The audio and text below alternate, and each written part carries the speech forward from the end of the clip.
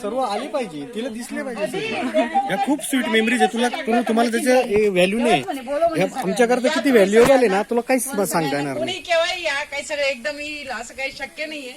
जेव्हा केव्हा कोणी याल मला फोन करा, तुमचं एकदम छान स्वागत करू आम्ही सगळेच येऊ. मग गाडी करायला लागेल.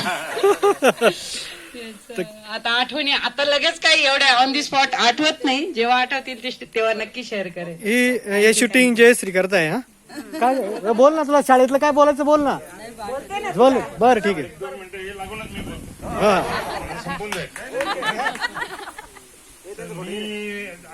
हो घेतो ना. शूट येतं, व्हिडिओ शूटच येईल ना डायरेक्ट ओरिजिनल. अरे घेतो यार, घेतो ना. थांबा ना. आवाज कोल्हापूर जिल्ह्यातला आहे, इंग्लिश तालुका.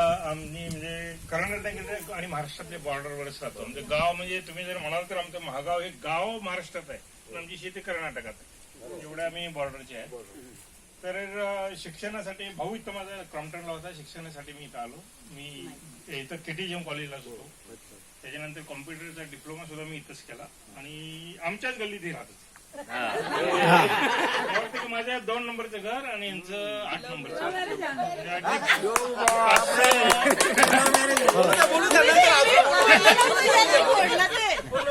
5-6 घराचं आमचं फक्त अंतर होतं. आणि अशीच ओळख झाली. सिन्सिअर दिसत तर होती, नंतर थोडे गुण दाखवले. पण पहिल्यांदा जी सिन्सिअरिटी होती, आपल्याला नेहमी वाटतं की चष्मा लावलेल्या मुली म्हणजे एकदम सिन्सिअर असतात, हुशार असतात, अभ्यासात हुशार आहे. बाकी सगळं मुलांची तुम्ही जर प्रगती बघितलं तर तिच्यामुळेच आहे. माझे नोकरीचं स्वरूप बघितलं, मी बऱ्याच वेळा बाहेर असतो. कामानिमित्त भारतामध्ये फिरत असतो, भारताच्या बाहेर पण बऱ्याच वेळा फिरत असतो. त्याच्यामुळे एकंदरीत संसाराची जबाबदारी याचीच आहे. मला जरी मुलं कितवीला म्हटलं तरी आठवावं लागतं. केवळ हे लॉकडाऊनमुळे घरी राहिलो, नाहीतर मी हार्डली एखाद्या महिन्यातून 2-3 आठवडे बाहेरच राहतो. त्याच्यामुळे सगळ्या गोष्टी सांभाळल्या. त्याच्यामुळे सिन्सिअरिटी आहे आणि ती एक जिद्द पण आहे. हे करायचं ते करायचं. अक्षराकडे विशेष लक्ष. मुलांची जे अक्षर आहेत त्याच्याकडे अगदी विशेष लक्ष असतं. तिचं अक्षर सुंदरच होतं. जोपर्यंत अक्षर व्यवस्थित येत नाही तोपर्यंत पुढचं शिकवतच नाही. ते पूर्ण हे झालं याच्याबद्दल. आम्ही इकडे आलो, लव्ह मॅरेज केलं, लग्न केलं. म्हणजे का सर, म्हणजे तुम्हाला चष्म्यावर फसवलं का? बरोबर आहे. फसवलं पण नंतर एखादा जोक झाला पाहिजे. ओके ठीक आहे. त्याच्यानंतर आपण या विषयावरती येऊ. आताच्या छत्रपती शिवाजी विद्यालय 1982 ची बॅच, 32 वर्षानंतरचा जी प्रसंग आहे किंवा 32 वर्षाच्या आधी जे घडलेले प्रसंग आहेत ते आहेत. ही आत्ताची जी काही आपण हसत खेळत तुम्ही सगळेजण आहेत, पण याच्या मागच्या आठवणी ज्या आहेत त्या सुखाच्या असतील, दुःखाच्या असतील, बऱ्याच गोष्टी असतील. ह्याच्यामध्ये बऱ्याच शाळेमध्ये झालेल्या फाईट पण असतील की हा माझ्या पुढे चालला, ती माझ्या पुढे चालली, मी मागे राहिलो, तिने काहीतरी सरांना काळी केली माझी, हिने सांगितलं. बरोबर, आम्ही पण त्याच्यातून आलेला आहे. या सगळ्या गोष्टी असतात. पण मागची सगळं सुख विसरून जे तुम्ही आता हसत खेळत आणि आमच्या सगळ्यांचं स्वागत केलं त्याच्याबद्दल आम्ही पूर्ण कोकितकर कुटुंबाच्या वतीनं आम्ही ऋणी राहू, नेहमीच ऋणी राहू तुम्ही सगळ्यांचं. मी हिला सांगितलं होतं मी तुला सोडून मी परत जातो, कारण आता तुम्ही एकत्र बोलणार, मी काहीतरी येऊन काय करू असं तसं. पण एकंदरीत तिथलं जे वातावरण बघितलं मला वाटलं नाही इथंच राहू. मला खूप म्हणजे खूप बरं वाटलं. इथून पुढच्या सुद्धा जेव्हा केव्हा तुम्ही हे सगळं स्नेहसंमेलन कराल निश्चित माझी हजेरी राहील. धन्यवाद सर, तुम्ही आम्हाला अप्रिशिएट केलं. खूप म्हणजे खूप फारच बरं वाटलं. या सगळ्या एकदम भारावून गेल्यासारखं वाटलं. मी नाशिकमध्ये मी इथं KTGM कॉलेजला होतो, त्याच्यामुळे नाशिक काय असं नवीन नाही हे नाही. पण हे जे काही ऋणानुबंध आहेत हे आहेत हे असेच पुढे राहू देत. 1-2 गोष्टी तुमच्या ग्रुपच्या संदर्भात सांगायच्या आहेत. याच्या आधी जेव्हा तुमचा हा ग्रुप स्थापन नव्हता झाला त्यावेळी मी ऑफिसमधून आल्यानंतर संध्याकाळी 7:30-8 म्हणजे यायची काय वेळ नसते. आम्ही बेंगलोरला असल्यामुळे आमच्या बिल्डिंगमध्ये कुठं कोणी मराठी कुटुंब नाही. ही भाजी आणायला गेली तरी कोणी मराठी भेटत नाही, त्याच्यामुळे बोलणं फार कमी होतं. घरी आल्या हिचं काहीतरी एक विषय चालू असतो. पहिल्यांदा विषय होता की सुधा आणि शिल्पा हिचे 2 मैत्रिणी आहेत, त्या नॉर्थ इंडियन कोणी गुजराती वगैरे आहेत, पण तिच्याबद्दल सांगायची आज सुद्धा असं म्हटली शिल्पाचं मला माहिती असायचं घरी गेले की सुधा आणि शिल्पाचं काय. त्याच्यानंतर हळूहळू असं झालं की तुमचा हा ग्रुप स्थापन झाला.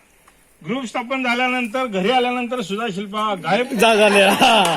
आणि सगळ्या गोष्टी ज्या आहेत म्हणजे एकदम डिटेल तुम्ही जे काय बोला ते सगळं डिटेल पूर्ण एकदम चर्चा. आणि ह्याच्यामध्ये फायदा कसा झाला की आमचे पण काही ग्रुप आहेत, ऑफिस मधले आहेत, ऑफिसच्या बाहेरचे आहेत, आमचे काही मित्र आहेत, नाशिकचे आहेत, कोल्हापूरचे आमच्या गावचे आहेत, त्याच्यामुळे आमचं सुद्धा नेहमी बोलणं असायचं.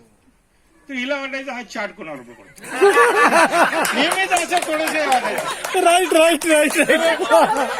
Exactly sir. हा युनिव्हर्सल एक्सपिरियन्स आहे, हा युनिव्हर्सल एक्सपिरियन्स सर्वांचं ते. आणि त्याच्यात मध्ये काय विशेष नाही. एखाद्या बाईला नेहमी असं जर वाटत असेल तर त्याच्यात काय असं अवघड नाही. आपल्या नवऱ्याबद्दलचा सगळा अधिकार आपला आहे, तिला पूर्ण अधिकार. पण काय असतंय जोपर्यंत आपण स्वतः अनुभव घेत नाही तोपर्यंत गोष्टी समजत नाही. मी मला तिला बऱ्याच वेळा समजून सांगायचं याच्यामध्ये काय तू जरी वाचले ते वरचा संदर्भ वेगळा असेल, खालचा संदर्भ वेगळा असेल, तुलाच समजणार नाही की नक्की काय. त्याच्यामध्ये काही मूल्य आहेत, काही मुलं आहेत, हे सगळ्या गोष्टी ऑफिसमध्ये असतात, बाहेरचे असतात. कन्नड भाषेत चॅटिंग करायची का मराठीत कन्नड येत नाही, मी कन्नड यांना तरी थोडंफार येतं, मला काही नंतर काय आलं की हा ग्रुप स्थापन झाला. तुमचा ग्रुप स्थापन झाल्यानंतर माझा कॉम्प्युटर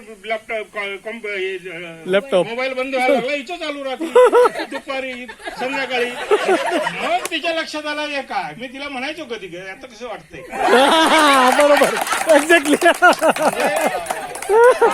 काटा काढणं हे म्हणतात, हा तसा प्रकार. त्याच्यामुळे इतकं माझ्या डोक्याचं टेन्शन कमी झालं. ना कधी मोबाईल विचारती ना कधी काय विचारती, तीच मला सांगत असते की आज हे झालं. त्यामुळं तुमच्या सगळ्यांचा खरोखरच या सगळ्या आभारी आहे. इतकं आमचं जीवन आहे, माझं तरी सुसह्य केलं. जेव्हा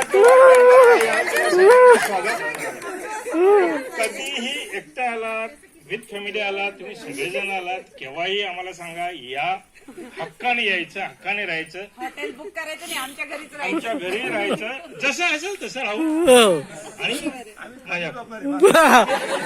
आणि छोटस आम्ही गच्चीवर झोपू काय विचार. एवढं छोटस मनोगत मला व्यक्त करायचं.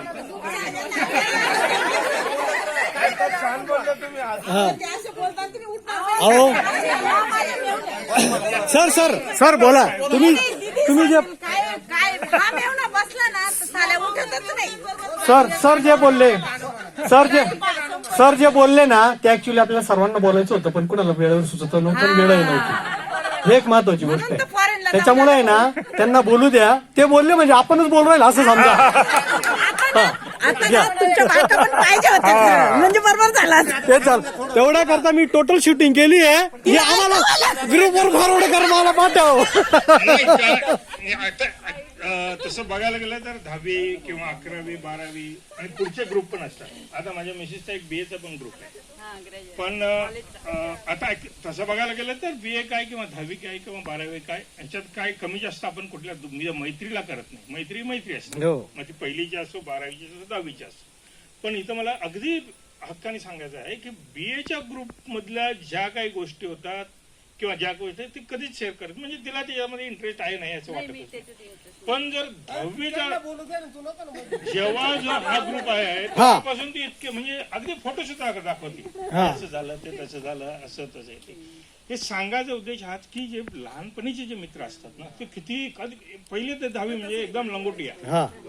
एक चिंच आपण सगळ्यांनी मिळून थोडे तुकडे दाताने करून खाल्ले.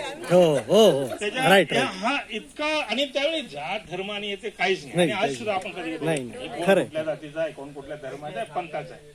आपण मैत्री ह्या एकाच धाग्याने गुंतलेला असतो आणि त्या धागा आपण पुढे पुढे पुढे पुढे घेऊन जातो. आता प्रत्येकाची मुलं झाली, मुलांना पण मुलं झालेली आहेत, काही मुलांची काही लग्न करायचे ते करायचे.